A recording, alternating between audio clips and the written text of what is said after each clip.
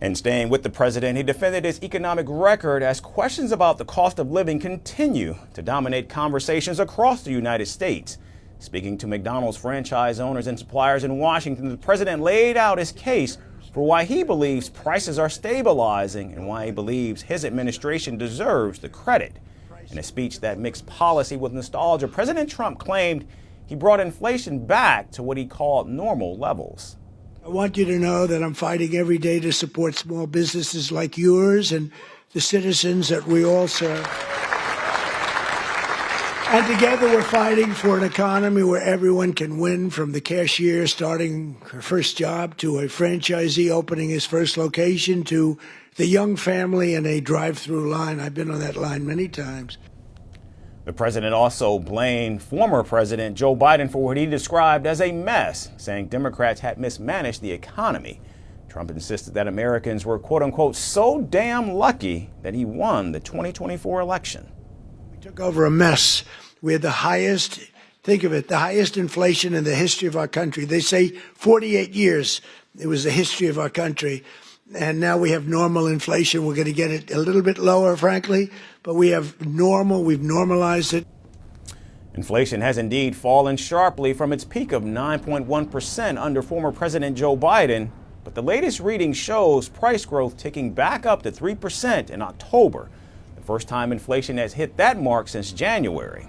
It also remains above the Federal Reserve's 2% target.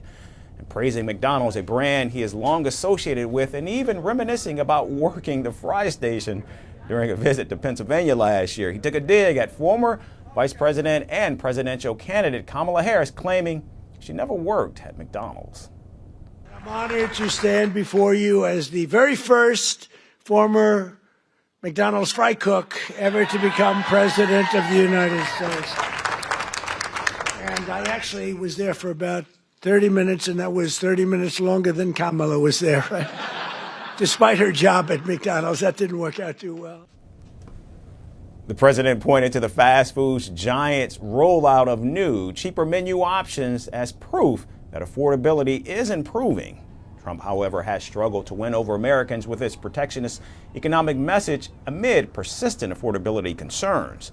Polls suggest that 2/3 of respondents felt Trump has not met expectations on affordability.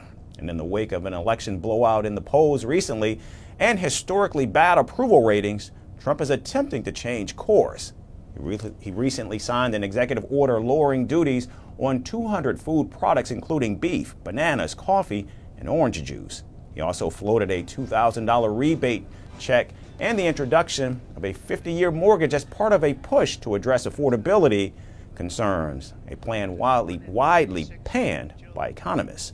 And therein lies the challenge, the gap between the president's message and the financial anxieties people are living day to day. For now, the debate over affordability remains at the center of American life. And if President Trump can't meet the moment, his party and his MAGA movement will suffer the electoral consequences. They promised glory. They delivered fear. They shaped nations. They scarred generations. From brutal purges to propaganda machines, from stolen power to violent falls from the throne.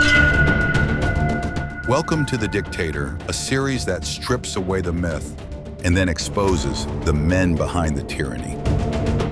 History remembers their power. Firstpost reveals their truth.